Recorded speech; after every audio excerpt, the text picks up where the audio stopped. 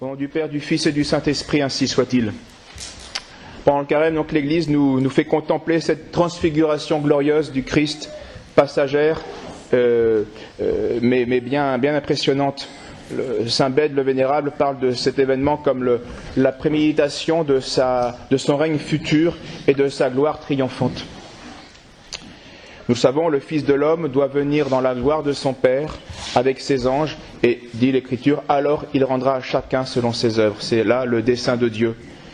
Mais Dieu a voulu cette glorification passagère, cette transfiguration passagère pour nous faire comprendre que après les labeurs de cette vie, il y a la béatitude à venir. D'abord les labeurs en cette vie et seulement ensuite la béatitude à venir. Il y a d'abord la peine dans les combats, pour un temps, de manière temporaire, et puis seulement après, la palme des récompenses éternelles.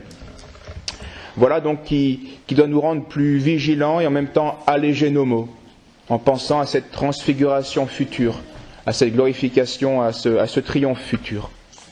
Car le Christ, et donc nous avec, chrétiens, eh bien le Christ ne sera pas pour toujours humilié et abaissé, comme nous allons le voir dans sa passion. Sa majesté et sa puissance vont éclatera un jour devant les élus comme devant les réprouvés. Mais l'affliction présente, la croix que nous devons porter, eh bien, pousse plus d'un d'entre nous, et ceci de tous les temps, eh bien, à douter de ce triomphe futur. Et c'est pourquoi notre Seigneur, eh bien, à travers ses apôtres, a voulu nous montrer d'avance une partie de sa gloire. Ceci se passe, remarquez-le, à l'écart sur une montagne. Eh bien, cela concerne tous les chrétiens qui, même dans la vie de tous les jours, eh bien, sans rien changer à leur quotidien, eh bien, vont à chaque fois qu'ils s'approchent de Dieu, qu'ils font un effort, qu'ils peinent pour Dieu, eh bien, ils vont sur la montagne. Ils se séparent de la vallée. C'est-à-dire que, même si nous sommes entourés de dépravés, eh bien, nous sommes séparés d'eux par notre foi et surtout par les intentions de notre âme. Et nous cherchons, eh bien, ces lieux élevés, l'air pur, à chaque fois que nous cherchons Dieu, à chaque fois que nous cherchons et que nous accomplissons un acte, même tout simple, de vertu. Nous ne sommes pas alors à ce moment-là vautrés dans la vallée pour les choses médiocres, ni esclaves des séductions de la chair, ni attachés aux ambitions terrestres et temporelles et temporaires. Saint Paul le dit, notre citoyenneté, notre condition, notre sociale, notre état, eh bien, est dans les cieux, là d'où nous attendons notre Sauveur Jésus-Christ. Et nous l'attendons non pas seulement crucifié, mais ressuscité, transfiguré. Et notre Seigneur a donc apparaît aujourd'hui transfiguré. Son visage est comme le soleil, donc éblouissant, que personne ne peut regarder face à face. Le soleil, on ne le regarde pas face à face. C'est impossible, il est trop fort, trop puissant. Et remarquez-le, les vêtements du Christ étaient blancs comme neige. Eh bien, ceci annonce la gloire dont la résurrection revêtira non seulement le corps physique du Christ, mais aussi son corps mystique, c'est-à-dire nous-mêmes, nous les chrétiens. Cette robe, vous savez, cette robe qui ne sera pas déchirée le temps de la Passion, aujourd'hui, cette robe est blanche comme la neige. Et elle manifeste aussi bien la Passion où elle n'est pas déchirée, aussi bien la Transfiguration. Cette robe manifeste le corps mystique, les élus, donc les chrétiens. Et l'Écriture le dit explicitement en Saint Matthieu, notre Seigneur. Alors les justes, dit Jésus, resplendiront comme le soleil dans le royaume de leur Père. Ils participeront donc de la gloire de la tête du Christ. Et Saint Paul le dira dans ses épîtres, lui qui aura refait notre corps de misère pour le configurer à son corps de gloire. Aujourd'hui, notre corps est bien misérable à tout point de vue, temporel, charnel et comme spirituel, et il sera alors à ce moment-là un corps de gloire. Même si la gloire sera différente d'un élu à un autre. Saint Paul le dit, une étoile diffère en éclat d'une autre étoile, ainsi en va-t-il de la résurrection des morts. Toutes les étoiles brillent, mais pas du même éclat. Il y a Moïse et Élie qui entourent Jésus. Ils représentent, eh bien, tous les élus, tous les sauvés qui vont régner avec le Seigneur. Il y a Moïse, qui est le plus connu, qui représente aussi la plus grande partie de tous ces élus, eh bien, Moïse a été mort puis enseveli. Et donc il symbolise à lui tout seul, eh bien, tous ceux qui sont morts, qui ont été ensevelis et qui ressusciteront au dernier jour. Tandis qu'Élie, lui, qui est moins connu, n'a pas payé, visiblement en tout cas, c'est un grand mystère, eh bien n'a pas payé son tribut à la mort. En tout cas, l'Écriture ne le manifeste pas. Et il symbolise alors eh bien, tous ces derniers chrétiens, tous les derniers élus qui, à la fin des temps, seront vivants lorsque Jésus reviendra en gloire pour juger les hommes. Et ainsi, les uns et les autres eh bien, seront un seul et en un seul et même moment emportés sur les nuées pour rencontrer le Seigneur dans les airs. C'est, vous l'avez reconnu, cette épître bien connue que l'Église nous fait lire pendant les messes des morts, les messes requiem. Nous serons à la fin emportés sur les nuées pour rencontrer le Seigneur. Les nuées, nous allons en parler dans un instant, manifestant eh bien, la divinité. Et alors Saint Pierre est là, assiste et ne sait quoi dire. Et en effet, à quoi peuvent bien servir ces tentes qu'il propose pour la vie céleste qu'il contemple? Dans l'au-delà, il n'y a plus besoin d'abri, donc plus besoin de tentes. La lumière de la divinité contemplée eh bien, suffit à toute chose et pacifiera toute chose. Il n'y aura plus, et c'est Saint Jean qui le dit explicitement, il n'y aura plus d'adversité, de quelque ordre qu'elle soit. Il n'y aura plus d'adversité. Saint Jean, en décrivant la cité de la Jérusalem céleste, la cité d'en haut, remarquait que dans cette cité des élus, il n'y avait plus de temple. Il n'y avait plus de lieu où les élus se réunissent pour rendre un culte à Dieu. Ce qui est étonnant, puisque ce sera la fonction principale des élus, de louer Dieu éternellement dans sa gloire et de jouir de son triomphe et de sa divinité. Eh bien, il n'y a pas de temple, dit-il, parce que je n'ai pas vu de temple. Le Seigneur Tout-Puissant est son temple à lui tout seul, ainsi que l'agneau.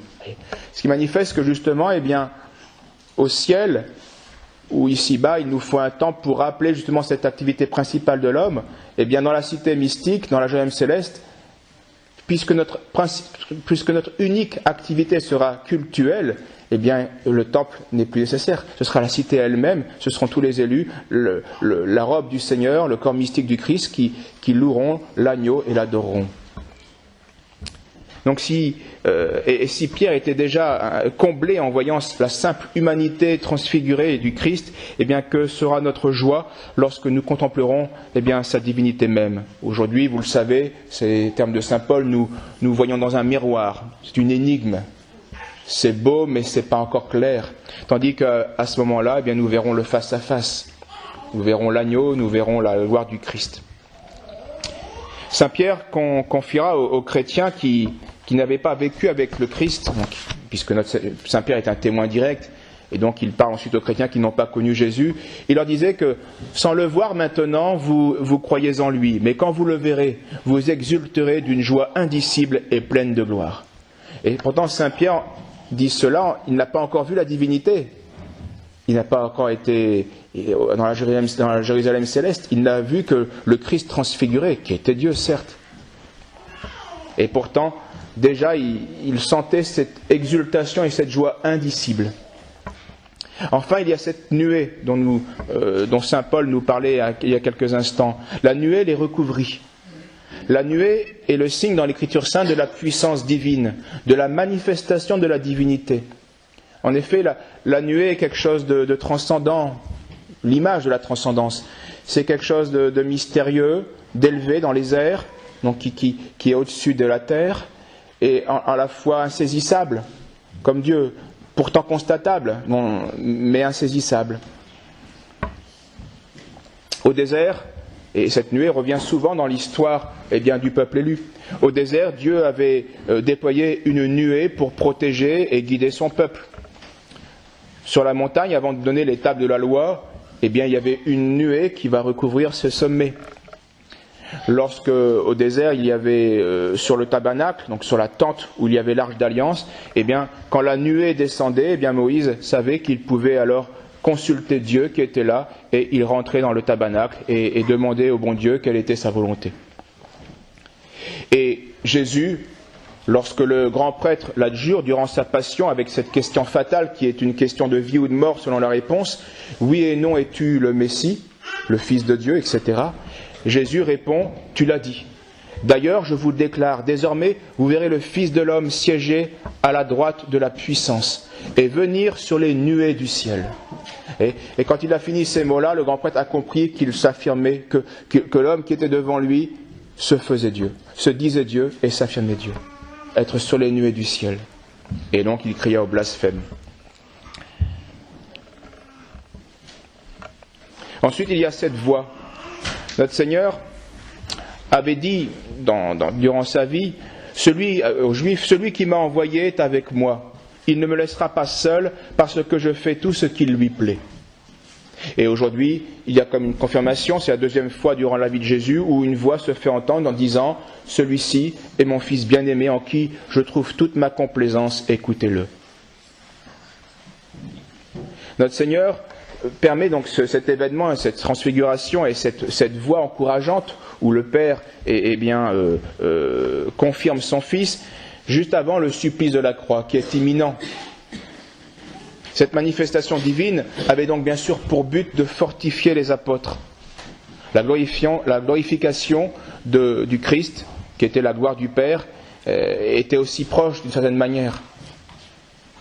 Et pourtant, les apôtres sont saisis de frayeur. Ils vont tomber à terre. Et ils manifestent en cela ce que nous constatons assez souvent, que l'esprit est prompt, mais la chair est faible. Malgré cette prévision, malgré cette préméditation de la glorification du Christ, les apôtres vont chuter dans l'épreuve. Ils vont chuter dans l'épreuve de la croix, dans l'épreuve de la foi. Certes, de manière temporaire, ils vont se ressaisir, au moins pour la plupart, pas pour Judas. D'où cette consigne donnée par le Christ aux apôtres, « Taisez cette vision, n'en parlez pas jusqu'à ce que le Fils de l'homme ressuscite d'entre les morts. » C'est par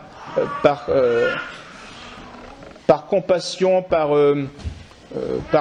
pitié pour les apôtres, en raison de leur faiblesse humaine, de la faiblesse humaine des disciples qui vont abandonner Jésus-Christ, que notre Seigneur donne cet ordre pour ne pas augmenter le scandale, pour ne pas augmenter leur faute. Après cette blancheur qu'ils ont constatée, après ce rayonnement de la gloire divine, malgré cela, ils ne supporteront pas l'ignominie de la passion et l'effacement de la divinité du Christ dans sa passion.